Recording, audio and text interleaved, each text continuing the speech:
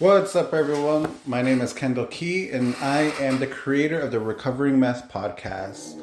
I just want to say welcome, and I know it's been a while since my last episode, but I'm just so thankful that all of y'all are tuning in right now. And today's episode, I have two guests with me, Javen and Jordan. Hello there. Hey. All right, so these two gentlemen I know have been on the road of recovery.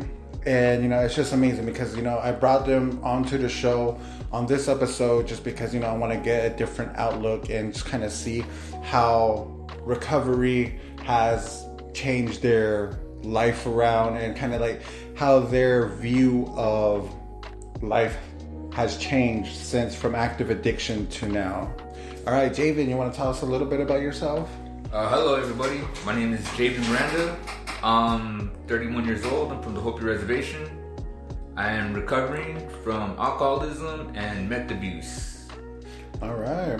And how long have you been clean? I am 83 days sober today.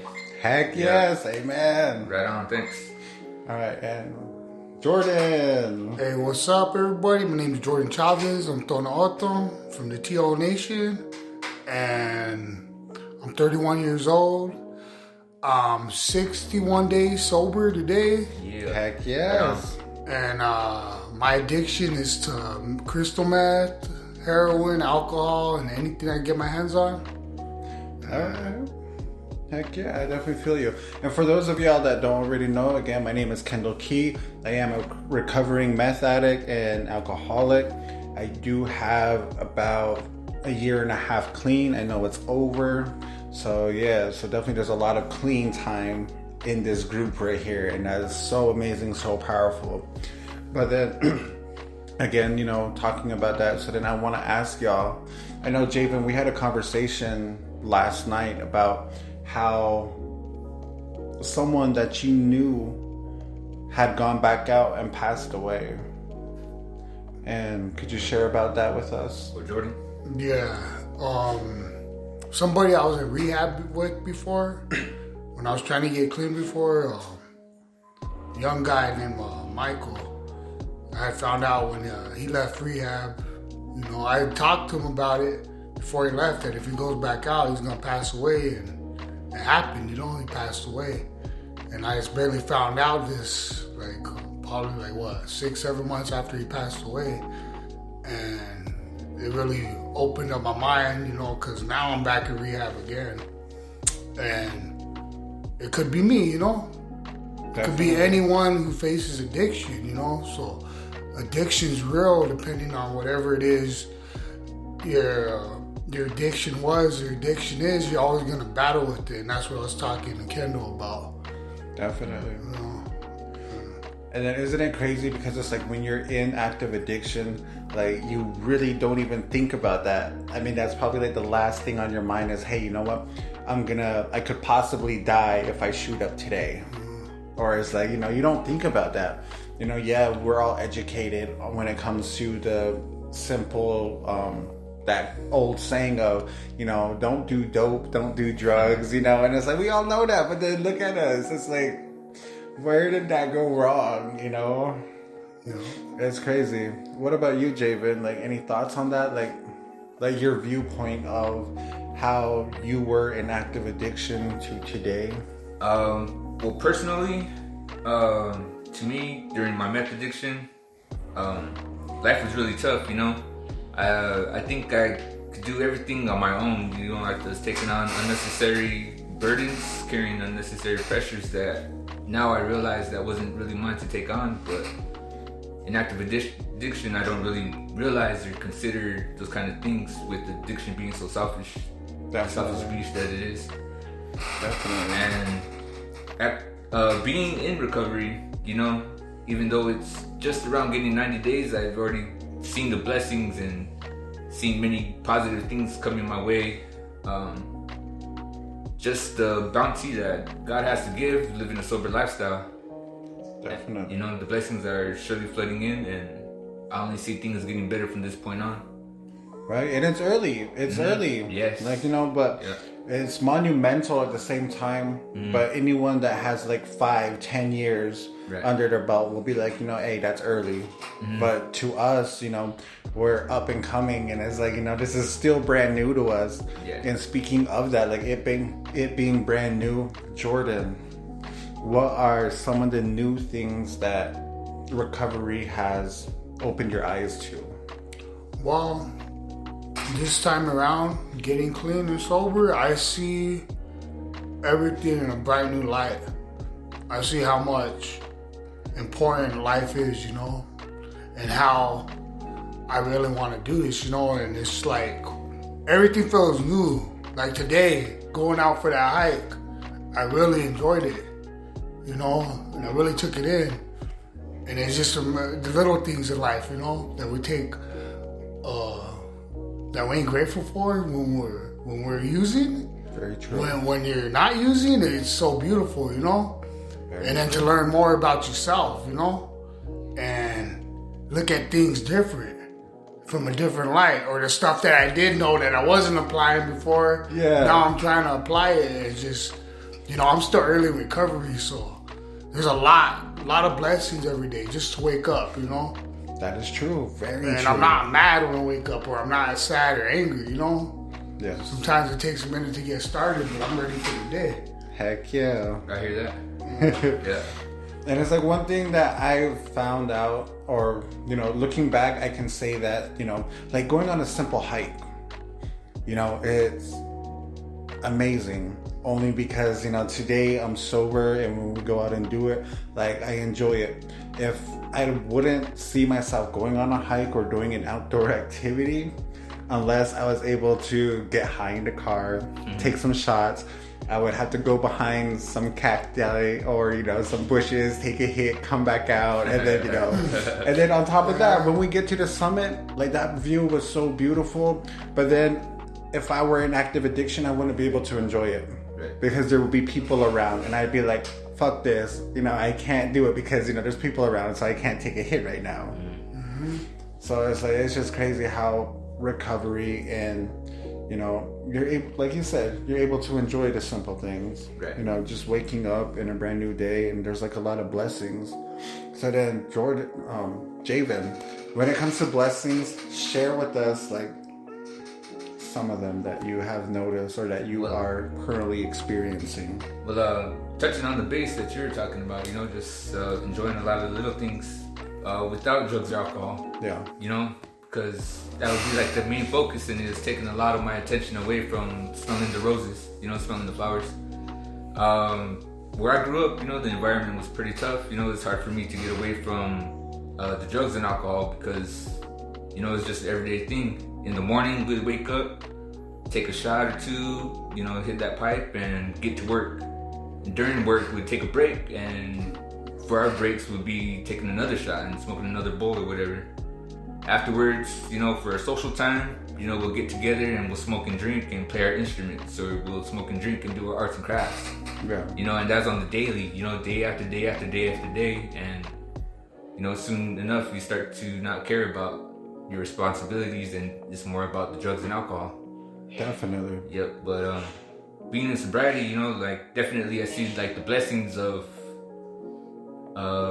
the things that I enjoy doing. I'm learning all over how to do it without drugs or alcohol, and knowing that my happiness comes from those activities and not the drugs and alcohol. Right? So I like that. I like the way you said that. I like that I'm realizing that my creativity comes from within me, not from the drugs. Yes. Yeah, so I'm excited to see what kind of new stuff I'm coming out with. You know, I'm currently working on some art projects, a little bit of music, and I actually wrote a story while I'm in here. And, you know, writing a story is something that I've never been big on, but all right. I really enjoyed it, and it came out really nice. So it's just finding myself is a big blessing, you know? I believe that to be true. I think you said that for everyone. Yeah. So finding out my true self, that's what I think is one of the ultimate blessings that comes out with sobriety. Heck yes. Heck yes. So then, Jordan, what about you on that topic of finding yourself? Well, A lot of the stuff I used to do, I'm trying to figure out how to do sober. So I'm kind of like at a roadblock. I used to write a lot of poetry.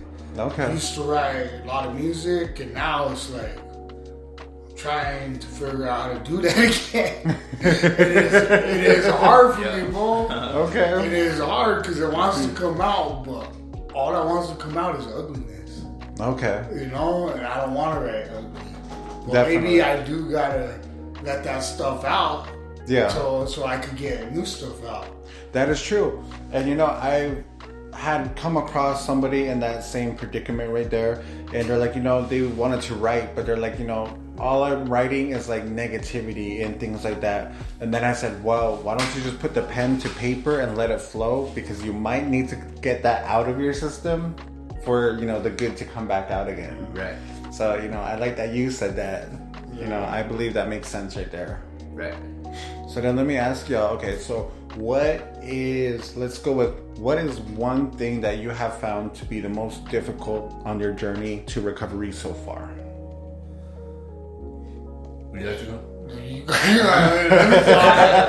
I'll go first. One of the things that I found most difficult is finding who my understanding of God is, who my higher power is. Okay. You know, and so I believe I'm well on my way of discovering who my higher power is, to my understanding, you know. Yeah. I'm not falling into any sect or denomination, but whatever helps me become a better man, I'm all for it. And I'm taking the good things and running with it, you know. And that's been, I found out like a cornerstone in my recovery. Yeah. You know, it's fundamental to have the higher power to lean on and carry your burdens for you and put your faith in, and you know, give your worries and stuff like that over to Him, because it definitely does help having faith in something, you know, other than yourself. Greater than yourself, yes, greater right? than yourself, yes. And you know, I like that you say it like that, because it goes directly into like 12-step, you know, programs, whether it be AA, NA, CMA, CR. They all talk about like, you know, finding,